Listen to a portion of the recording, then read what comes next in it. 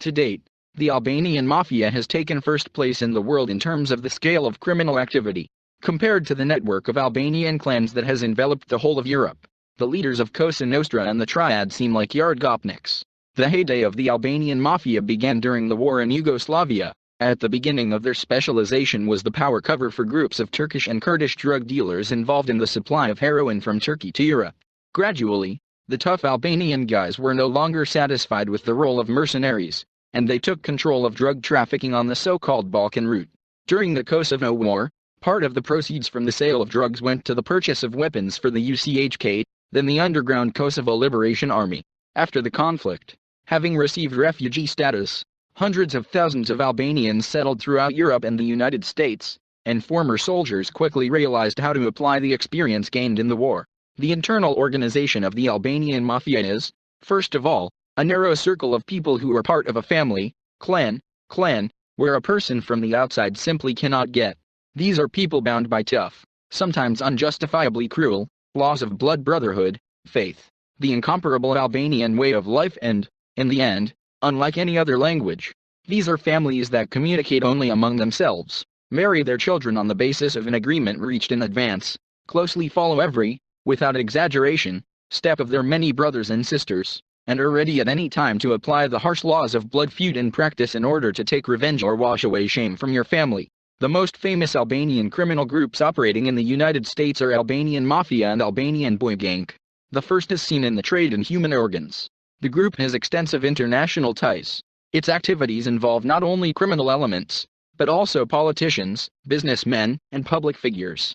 In the Albanian Mafia, marriages between members of the group are considered traditional. It unites many Albanian gangs in its composition. Among them, the organizations Radaya and Belaya and others. The Albanian Boy Gang is based in the central Bronx. Its backbone is made up of Albanians who came to the United States after the war in Kosovo. The group is in constant confrontation with African Americans and Hispanics. In the United States, the term Albanian Mafia may include or specifically refer to various Albanian American organized crime groups such as the Radaya organization and the Albanian Boys based in New York. Albanian American crime gangs vary in the extent of their ties to Albanian Mafia gangs in Albania or Europe, ranging from loosely affiliated or mostly independent of Albanian Mafia gangs in Europe to the essentially American continuation of European Albanian Mafia groups. In the United States, small criminal Albanian groups have been known since the mid-1980s, 20th century. However, they were then mainly engaged in petty thefts and street robberies. Everything changed after the collapse of Yugoslavia and the fall of the Iron Curtain in Albania.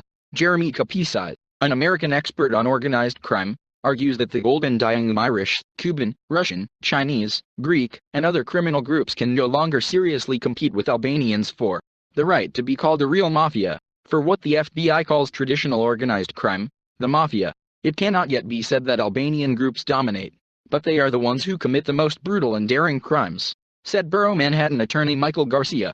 By the way, some experts believe that it was the Albanians who were the first to use such a type of fraud with bank cards as skimming, using an overlay on the ATM keyboard and a skimmer that allows you to read card data and make a duplicate of it. The first cases of skimming were recorded in New York in the 90s last century. In 2002, one of the members of the Polish criminal group Kielbasa Posse, Sausage Squad, operating in Philadelphia, said in an anonymous interview that they were ready to do business with the Italians, even with the Dominicans, even with the Russians, even with the Yakuza, but only not with the Albanians, because those too unpredictable and too violent.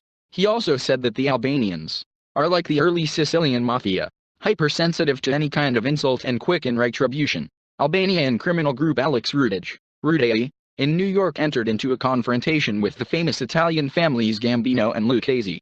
Rudeyi loudly declared himself in 2003, when, having appeared with a crowd of armed bandits in the Italian restaurant Rios, East Harlem, he demanded to secure the name table of John Gotti, the famous godfather of the Gambino clan, who died a year ago. It was about him that in 2018 the film Code Gotti was shot with Travolta in the title role, 6 nominations for the Golden Raspberry Anti-Award. Thus, Rudeyi declared himself heir and successor to the Mafia King of New York. Then he took over the Gambino family-owned soccer fiver club. Then he defeated the clandestine gambling houses of the Lucchese clan, which competed with his own establishments. In 2004, a personal meeting between Alex Rudeyi and the head of the Gambino clan, Arnold Squitieri, took place at one of the gas stations. The Albanian took only 6 armed soldiers on it.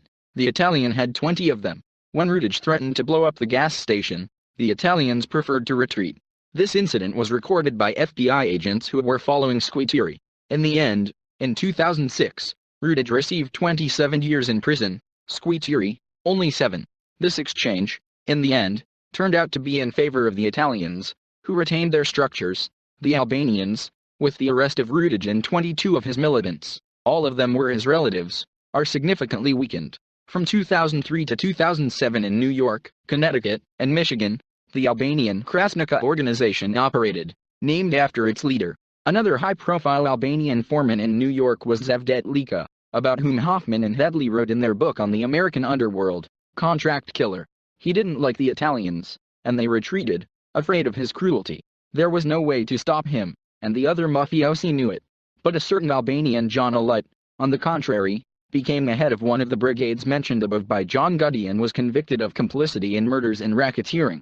The only disadvantage of the Albanian criminal communities in the United States is their relative small number, which they try to compensate for by the brutality and solidarity of their ranks.